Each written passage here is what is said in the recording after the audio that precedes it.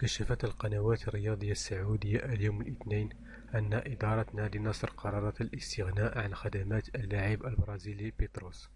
ووفقا للقنوات الرياضية السعودية، فإن إدارة النصر بالتوافق مع البرتغالي روي فيتوريا المدير الفني للفريق قررت الاستغناء عن بيتروس على أن يتم تسجيل الظهير الأيسر الكوري كيم جين بدلا منه.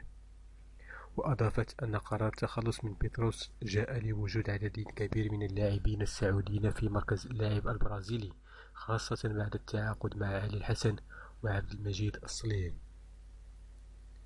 وستعقد إدارة نصر اجتماعا مع بيتروس لتحديد كيفية إنهاء العلاقة بين الطرفين، سواء ببيعه أو من خلال الإعارة أو توقيع مخالصة بالتراضي.